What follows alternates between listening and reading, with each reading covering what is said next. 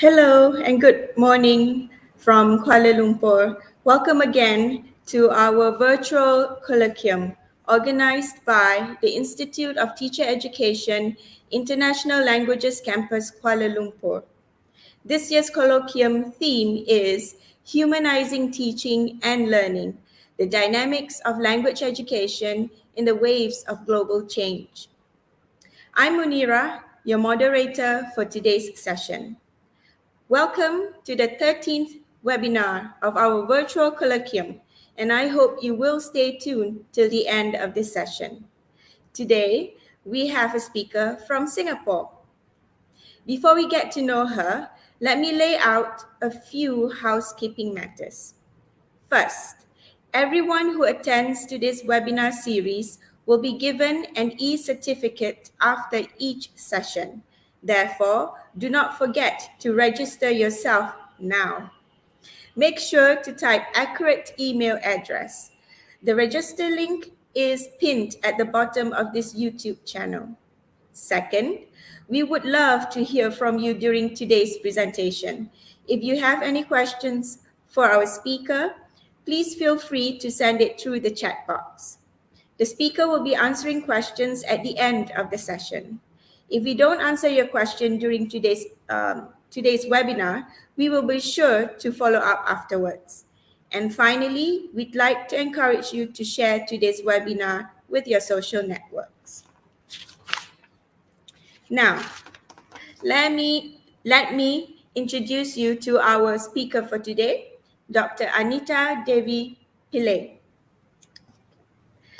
Hello, Dr. Anita. Hi, good All morning. right. Good morning. Let me just read out a little bit about yourself, yeah? Okay. So, Dr. Anita, she's from the National Institute of Education, Nanyang Technology University, Singapore, or NTU. Currently, she is a senior lecturer at the English Language and Literature Academic Group of that university. Okay. She is the vice president of the Singapore Association for Applied Linguistics, and she has many awards and recognition, among others, the Excellence in Teaching Commendation Award by NIE and also NTU in 2018. That's really great, Dr. Anita. Thank you. Okay. And your key research and teaching areas are writing, literacy studies, and communication skills. We are absolutely looking forward for your session today. So, Dr. Anita, the screen is yours. Thank you very much for the introduction. Hi, everyone. I'm Dr. Anita Devi Pillai from National Institute of Education, NTU. And I'm here today to pick up on the topic of the teaching of writing. So give me a moment. Let me just share the screen.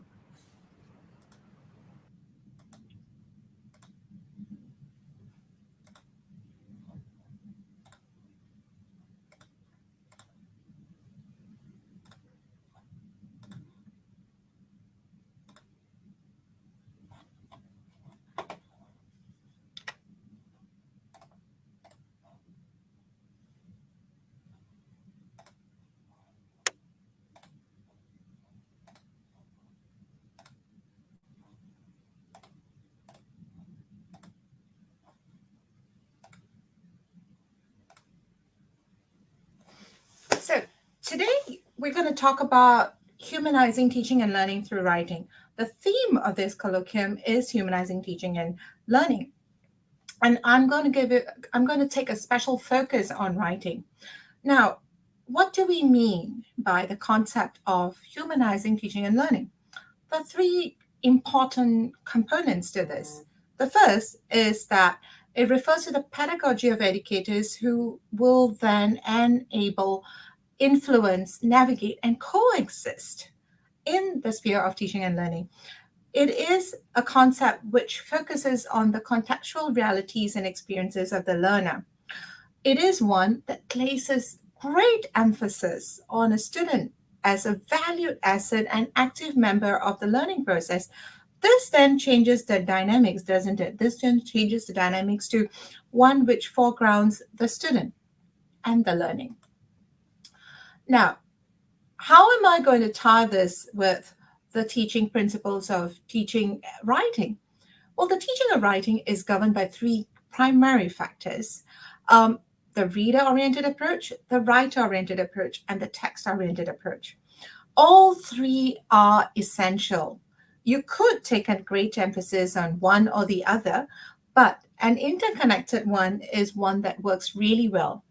And today I'm focusing on the writer oriented approach because that fits in best with the humanizing aspect.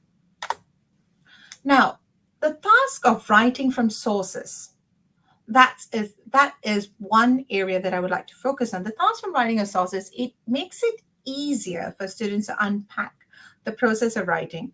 You look at low stakes. It has low stakes because you've got the content there. And you've got the content which allows for student writers and students to then be able to use that as a source text, to be able to depend on that, and then to expand from it, right? So that creates a low stakes classroom and yet a high impact classroom activity because it allows them to freely engage with the task at hand without feeling threatened. You've got to keep the emphasis and focus on the audience, purpose, and context, right?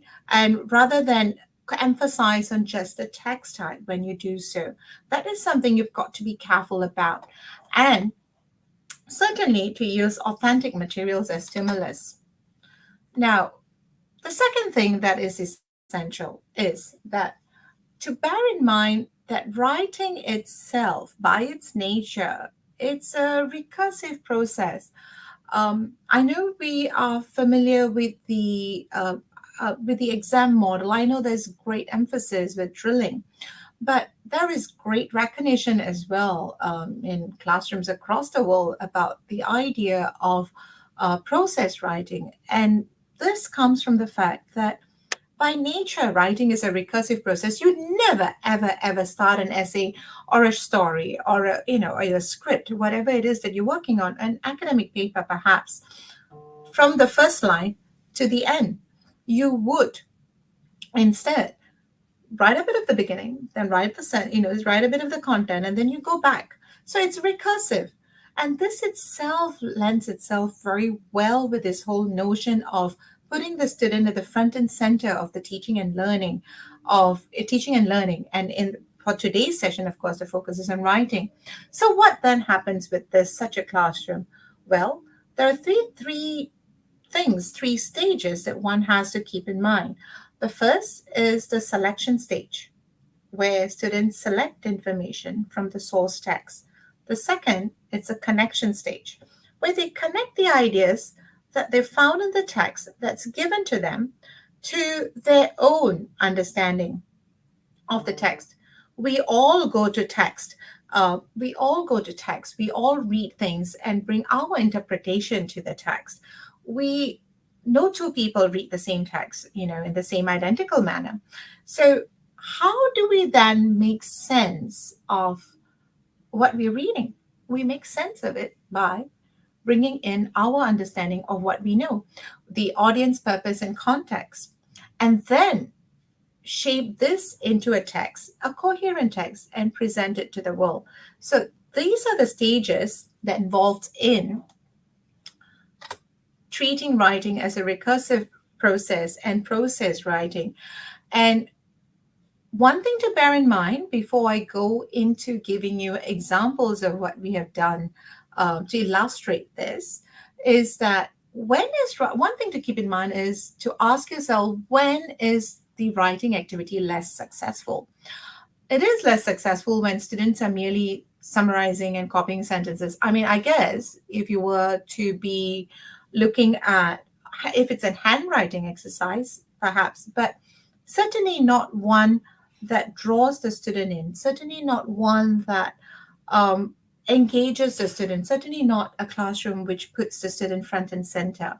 So then it won't be successful, of course, if it is merely copying sentences that the teacher has put on the board.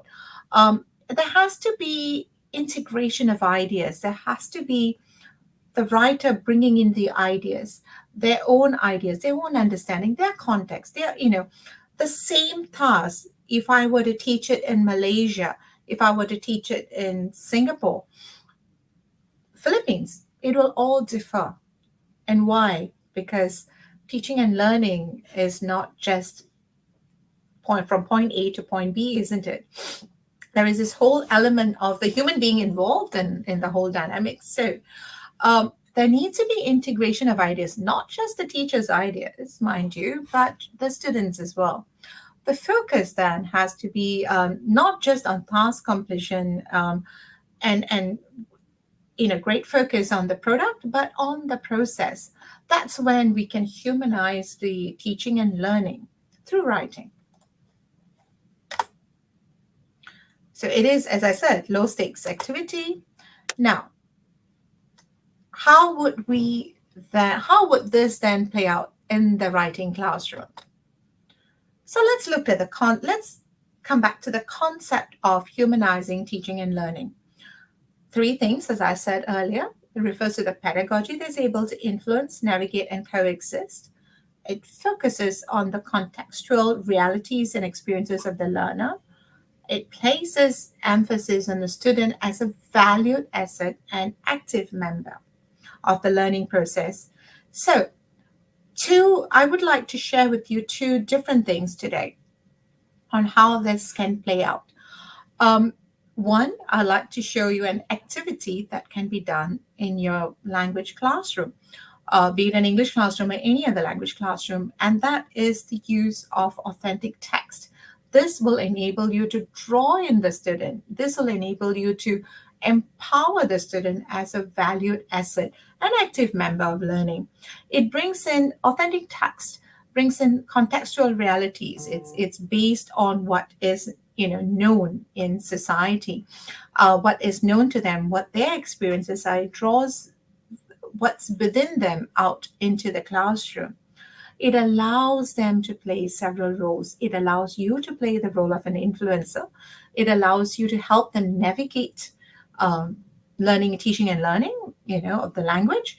And it allows both parties, the teacher and the student, to coexist. So I'm going to show you how authentic text, an example of authentic text that I have tried out in my classroom, and how I take my student teachers through this so that they can take their students through it.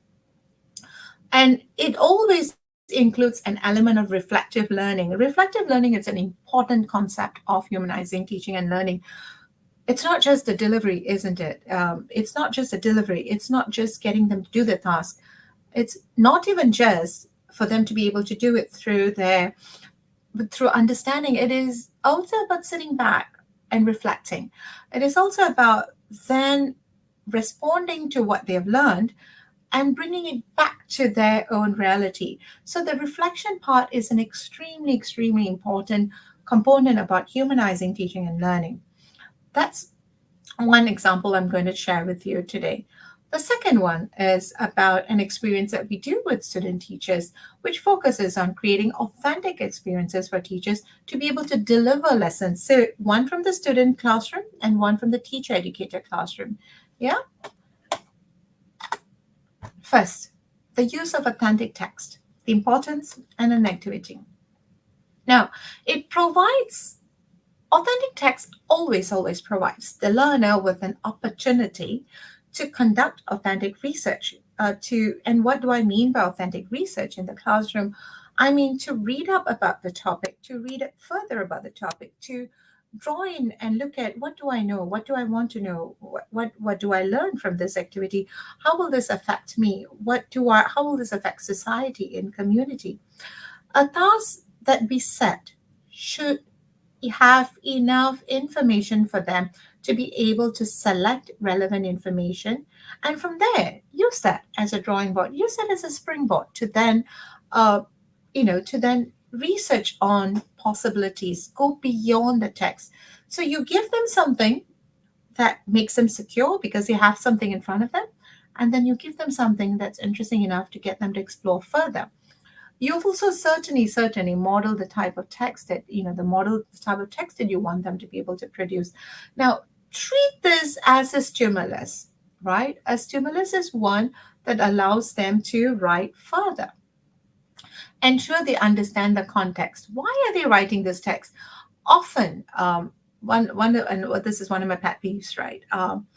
I look at exam questions or I look at essay questions and I think, and they go, it's an argumentative question or there is a descriptive text, and it never tells you what the audience purpose and context is. It doesn't tell you whether, for the same question, you could be writing it for a newsletter for the elderly, or you could just be writing a policy, I mean, maybe not a policy paper, but a newspaper article, and there are subtle differences between writing for a newsletter for the elderly or an opinion piece in a newspaper. There's differences in language. There's a difference in what you aim to achieve. One is to persuade. One is to inform. The type of language the type of language you would use. The audience makes a difference, doesn't it? And all of that is missing when it's just a question that says, would you want to do you think wearing uniform is a good practice, and discuss for and against the benefits of wearing uniform to school. What is the context? Give them the context, and that context is quite essential to getting them engaged. Context is quite essential to getting them to understand what they're going to write, to get them to navigate, to understand, to be invested in the topic. Okay, and that's what leads to them understanding what their role is. Okay, and I've talked about the language already, so I'll move on. You certainly want to engage with them when you talk about humanizing teaching and learning. What you're really talking about is certainly wanting to engage with them to go beyond summative assessment, to encourage them to look, to develop essential research skills, good research skills, mind you, and to be able to expand their knowledge, be able to expand their knowledge to look at, to understand the community's values and to be able to bring that back as well, to be able to independently select materials, to be a discerning reader based on the tasks that you've given them as well, to use language effectively. When do you use language effectively? It's not just about piling them up with vocabulary lists and expecting them to put it into place. All we get is a teacher parroting sentences for them. It's about them selecting words independently because they are invested in the topic, because they want to get a point across. Adhering to the word task requirements, that's also another important skill you want to teach them as well. Yeah? Okay, let me give you an example of an activity that I gave in this in a classroom. So I gave them this context, and I said, and all these places that I'm describing exist. Yeah, all these. So essentially, I told them, your task, class, is that this is the context. The Singapore Indian Association Welfare Fund aims to address the needs of those who don't qualify for aid under the government's financial aid scheme. As a low-key independent welfare organization, they would like you to persuade members of the larger Indian community in Singapore to contribute to the welfare fund, either through cash donations or with volunteering at the community's activities. So two things they want you to write about: either contribute welfare fund through cash donations or volunteer time, right? The next thing I said was, and they had to persuade, so that's the purpose. So the next thing I said was, as the resident writer for Tabla is an Indian community newspaper, not newsletter, it's a newspaper in Singapore. And I said, so you're going to write an article, 200 to 300 words long. Now, your purpose is to encourage the members, right? So persuade and to encourage. So these were the two key primary purposes they had to achieve. And these would determine the kind of language they would use. I showed them the website. I showed them what the Singapore Indian Association Welfare Fund was. And I said, now do this task. Let me show you what the steps were. I made it a point to emphasize, of course, audience, purpose, and context. Three key things that we always talk about. But I also made it a point to emphasize on culture. Now, what am I talking about when I talk about culture here? You see, when we write things, audience, purpose, context, there is this subtext of the culture of the community as well. So the newspaper that I selected for this particular task, the the newspaper, is read primarily by the Indian community in Singapore. So the sort of things, the sort of articles, the sort of things that appears in the newspaper, there are general ones, but there are very specific ones as well.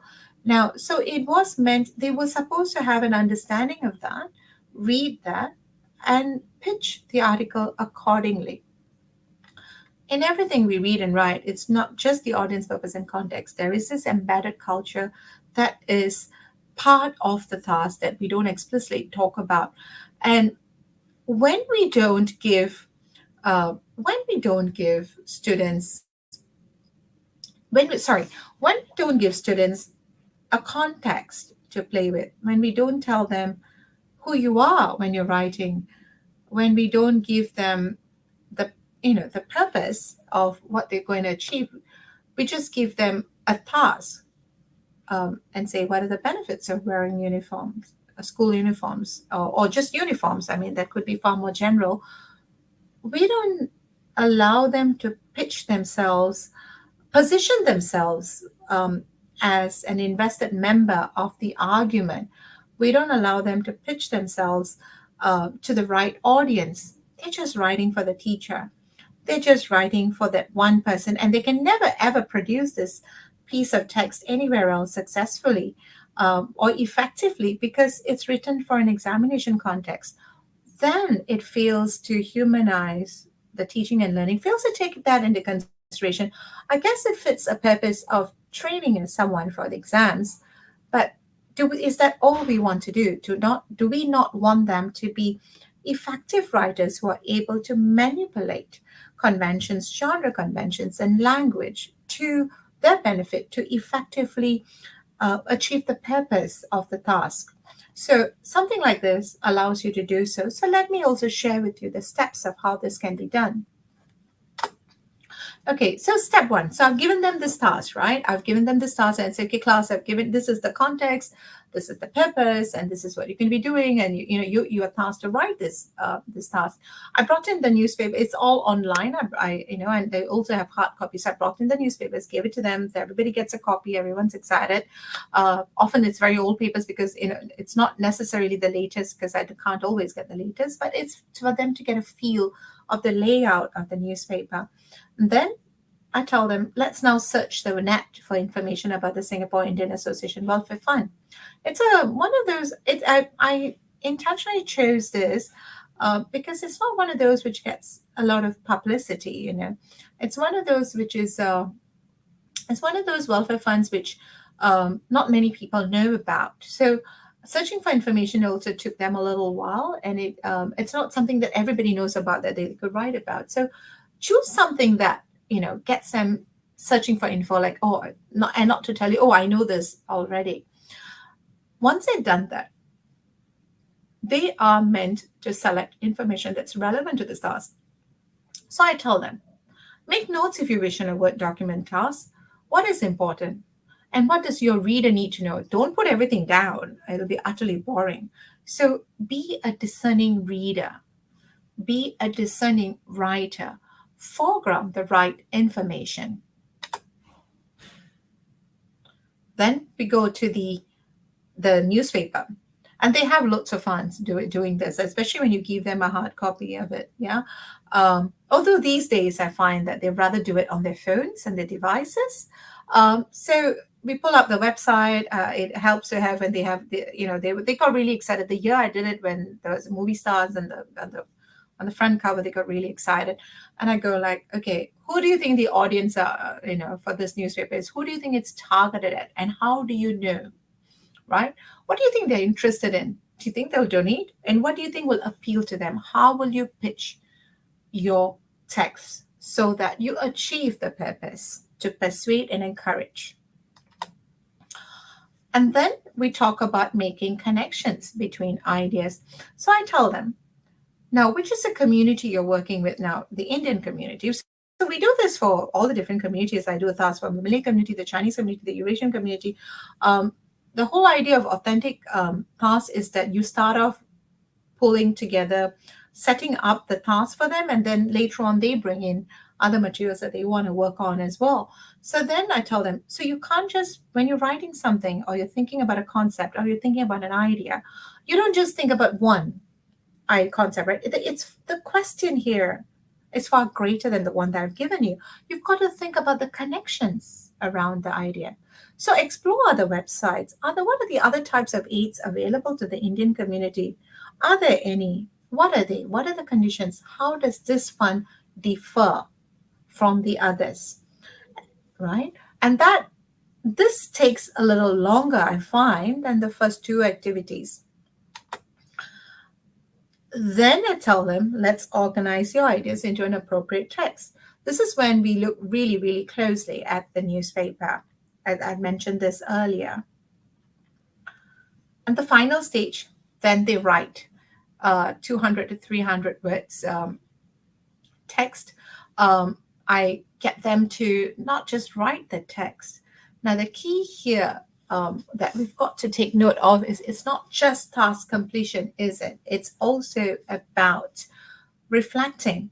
It's also about understanding the processes. So what they do once they're done with the task, they share their text with each other. Now, no surprise, you have the content, most of them have the same content. But it's not the content, it's alone. It is how it is presented. How do you persuade and encourage? And then what we do is that, and this is the crucial part of this activity, I get them to explain how they were able to meet the needs of the audience and explicitly underline the sections in their text that was able to do this. How does your writing fit the purpose of the task? Okay, how does it respond to the context? How are you responding to the context? And in what ways is this text that you've written relevant to the culture? The student writers are expected, and I do this with the student teachers, at NIE, National Institute of Education, and they then replicate this with their students when they go out to teach it. So I teach English language teachers, obviously, and so how is it relevant to your culture? And it is by getting them to talk about, to reflect on, to think about how the text they have crafted and created fits the purpose for all of these four factors that gets them to understand, to deepen their knowledge about the content, gets them to understand what they've written, the writing process, and that itself then results in a change. So first, front and center, authentic task. The next part is the reflection. And this is one part that I find that often doesn't get done or doesn't get enough attention. The reflection part may sound like just all talk, but it is an important component. And it is very important that we make space in our curriculum and our classrooms for students to be able to do this. Now, let me move on to the next activity that I'd like to share with you. This is about creating authentic experiences to create, to humanize teaching and learning. Now, what I'm going to talk about is what we did with our student teachers at NIE. We incorporated a few years ago, we incorporated an additional element where while we're teaching a module, during the module itself, the 13-week module itself, we go out and we go out and try out things in a school, in a high school.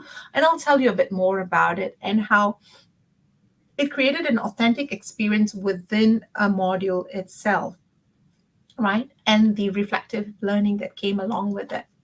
Now, at National Institute of Education, we have school attachments. And our school attachments, there are 4 stages. So prior to them coming into NIE, they have a 2 weeks school experience, and then they have 5 weeks of teaching assistantships. This is in year 3, and then they have teaching practice and teaching and practicum. And it's all the learning of becoming a teacher, the experience of becoming a teacher. It is all scaffolded very, very carefully. And there are set periods. They go out for 2 weeks, they go out for 5 weeks, 5 weeks, 10 weeks, and towards the end we start assessing them, and we assess them in different ways. We give them feedback in different ways throughout this, in order to ensure that we get them ready to teach in the classrooms. But what I'm going to share with you is something additional that we put into place in my module. Okay, so we during curriculum study, when curriculum studies is conducted, curriculum studies modules are conducted at NIE. So we decided that during and it's a 13-week module, yes, and I do the teaching of writing for high schools. So the objective of incorporating a situated learning component, situated learning as in we have 13 weeks where I go through the teaching of writing in high school with the students, and within that 13 weeks, for 3 to 4 weeks, we go out. First week, we go out to observe, and 3 weeks, we do delivery of lessons. We go out and we are part of the high school. So we learn to teach something here. And right away, we go out and be part of it, rather than do it at the end of 2 years or the end of 4 years, right? So the strengthening of theory practice link. 3 lessons are conducted in schools. One of it is the first is on an observation and a meeting. It is part of the curriculum, and they are mentored, and they get practice as not they get very heavily scaffolded practice in the classroom. What is this? This is real-time learning. So first, student teachers spend weeks debating the merits and shortcomings of the various writing pedagogies with me, be it genre-based teaching, be it process-based teaching, being genre process-based teaching, and all the different types of teaching of writing that has come into place. And that works in different contexts, right? So we spend weeks debating about the merits and shortcomings and what works for whom, what works where. And then we analyze lesson plans that are effective. And certainly, and we look at different types of lesson plans and how do we develop differentiated lesson plans to teach writing in a classroom. Now, we keep in mind that it has to have the student front and center. So when you do a CS module, a curriculum studies module, where the emphasis is on pedagogy, what you are looking at is, what you are constantly looking at is, what are the theories, and how do I implement this in the classroom? Now, real-time learning would be, okay, this is what I understand, this is what I've talked about. Next week, let me try that out in the school. So if you don't do, so the advantage of doing that, and it rarely is it done, generally it's done, you go out during practicums, it's NETA, you study all your curriculum subject studies, and then you go out and teach.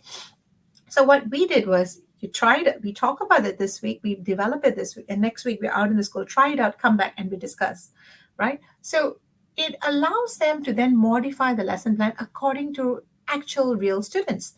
In the past, what we did was that, they will have micro teaching and they will deliver the lesson in class. But, in a teacher training institute, you have the ideal setting. It's an air-conditioned classroom. You've got your peers. Nobody's going to mess up. In the real classroom, you've got teenagers. And that's all I'm going to say. And you've got teenagers who may or may not cooperate. You've got different personalities, So you've real-time teaching with an ideal, like a perfect lesson plan, needs a lot of modification on the spot. Needs you to be aware of what works. You may think it's perfect, but it may not work in the classroom. And it needs you to be able to think on your feet. And for that, this real-time teaching helped tremendously. So then to be able to do that, right? They met up with the teachers in charge of these classes, because we're just going in for 2-3 lessons. And this is a photograph of one of my students teaching in a classroom with the mentor teacher, the teacher of the classroom seated there at the back, if you notice. And it certainly gave them an opportunity to look at the feasibility of the lesson plan in an authentic setting. Now, they worked in pairs. So, we do this heavy scaffolding, right? You work in pairs, and you work with me, and you work with the teacher mentor from the school. The teacher mentor provided them with a profile of the students' learning needs, and, they studied the class seating plan and decided on the activities. They developed their lesson plan, showed it to me and the teacher mentor. They found it incredibly useful because it was an authentic setting, and they come back and they ask me questions about, I thought this would work, but it didn't work with this particular student, and why is that? After which after which they are required to reflect on the teaching experiences based on these questions. I tell them to share with their peers because they're all in different classrooms. If you notice this picture on your right, it was taken during this activity. I've got one student teaching in the front of the room. So they worked in three for this particular group because of just the configuration of the student teachers and the class. So the two teachers at the back, and the teacher mentor is also at the back of the room, the rest of the class, and you see the class in front. So after this experience is done, these are the questions that they've got to share with their peers. And they give a brief overview of the lesson. They talk about what went well and why. That is very important. Often, we focus so much on what went wrong. But what went well and why? And not just because, oh, I was fabulous today in the class, but why? Why did it work in this class? Because it wouldn't necessarily work tomorrow with another class or even with the same class. Were you able to meet the learning outcomes effectively at the end of the lesson? Elaborate. And what would you change if you had to do the lesson again? The emphasis here is on them. And the reason I put it as what you change, what would you change rather than what went wrong, is for them to be able to identify and for them to be able to recognize things that they would do differently, not necessarily because it went wrong, something went wrong, but because as they were delivering something, a particular lesson or a particular component, and they thought, oh, I could have brought this in, I could have explained this further. So that is something that's why I phrase it that way, and it gives them an opportunity to think about what next. After all, this is a learning activity, and it's all about the human experience of learning and teaching and learning. Now, I've come to the end of my presentation. And what I like to say before we go on to the Q&A segment is that the teaching and humanizing teaching and learning, it can be done in various ways, of course. And in the writing classroom, it's a um, powerful concept to think about. And I've showed you two ways in which you could do it: one with an activity in the classroom, and one with the teacher training education itself, having a component that has our student teachers situated in the classrooms, that will help them better able to manage, to deliver, to prepare for humanizing of teaching and learning in a writing classroom. Thank you very much. I look forward to hearing your questions. Let me stop screen sharing, yeah? All right.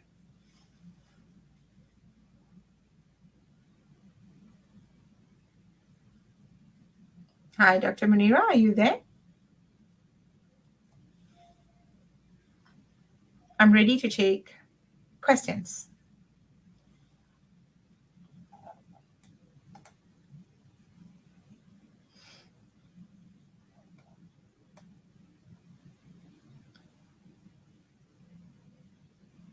Oh,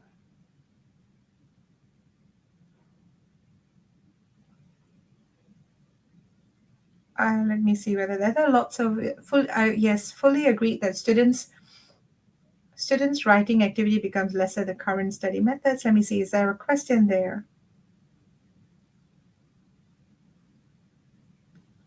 Wonderful, collaborative. The first question is coming. How can we motivate our students to learn writing during this pandemic, and what are the best ways to assess their writing? How can we motivate our students to learn writing? I would like to add that writing authentic text during this pandemic, I would say give them authentic prompts to look at, to explore on their own. Give them stories. I mean, let's give them short stories to read so that they can then write from there From what I understand, there was a really good collection of short stories that came out in Malaysia, in fact, about stories for, about COVID-19 era period. I think it came out earlier this year or last year. So stories from there would be lovely. Pick one up and share it with them, discuss it with their students, and that use that as a springboard for them to be able to then write about their own experiences when they hear and read about others. Um, then they would be able to also articulate and have some ideas about writing on, about their own experiences. And it's writing is such a powerful tool. I mean, I don't just say this because I'm a huge advocate of, the teaching of writing. It's my area of research and interest. But writing can soothe, writing can heal, writing has the power to move you from one state to another. And it's such a powerful tool in your hand. This is the right time. What other time could we be looking at? So during this pandemic times. And what are the best way? The second part of the question is, what is the best way to assess this writing? I would say for now, focus on the reflection, focus on what does the writer want to say. So write a response to a short story, a stimulus. Use it as a stimulus. Write a response to the short story, connecting it to your own experiences, right? And it can be a short story. The teacher could get them to write about a descriptive text as well. But please include one thing. Please include an author's note. An author's note is one where the author then reflects upon why they wrote the text the way they did. This gives them an opportunity to think through the processes, and that will help. So, and then look at that collectively rather than take it as a task that you would want to assess for language alone. So look at the whole understanding of how is the student reflecting and then give comments about it, formative comments. And that would work well. I mean, what we need right now in this pandemic era is to look for multiple ways to reach out and to gather them in to our classrooms. Okay, more classrooms. One more question. Some students may feel intimidated uh, to to use their background because they come from an underdeveloped area community, something they don't want to share. How can students? Yes, when they don't want to share something personal and intimate, giving them a text and that's exactly what I was saying. So giving them a text allows them to not necessarily allows them to talk about something that's already there, and they need not necessarily bring in things that's personal. Have a safe space where they can talk, just expand the text and do research based on the text rather than bring in their personal experiences alone. And the researching on the text will help tremendously. Like the first task that I um, showed you about the authentic text and then researching on the authentic text. So tasks like that will help. So I've got a message from Dr. Munira to say that we are wrapping up. So thank you everyone for watching and for tuning in. I'm Dr. Anita Devi Pillai from National Institute of Education. Goodbye. How do you stop? Okay. Hello, everyone. We again thank you so much for being here. Okay, yeah, I can see you again, Dr. Anita. But anyway, thank you for the questions and thank you for tuning in for our 13th session. We have a few more to go, so don't forget to be here with us on, let me see, is it on Thursday? Yeah, on Thursday, this Thursday, 14th of October at 11 a.m., we have our own Institute of Teacher Education International Languages lecturer, okay, who will be presenting will be sharing her experiences with regards to humanizing education. Okay, so yes, we will be back on Thursday, and apologies if we have to cut this session a little shorter today, but we totally enjoyed your session, Dr. Anita. I would say that Dr. Anita, you were fabulous. Why? Oh, thank you. Yeah, I'm quoting you. Why? Because your session were very clear. Okay, they were interesting. You captured well the essence of humanizing education, the concept of humanizing education, teacher education, teaching and learning, everything. And coming to this 13th session, I would say some of the key words that I've heard, I think for over a month now, would be safe, a safe place, something that is authentic, something that you have already you touched on today, to navigate and coexist. I like that very much. Yeah, and also to do modification, real-time learning. That's a wonderful concept altogether. And of course, right at the end is to reflect. Okay, to reflect and think back on all the things that we have done all this while, and come back again with us on Thursday. Okay, so thank you so much and good afternoon. Bye bye. Bye.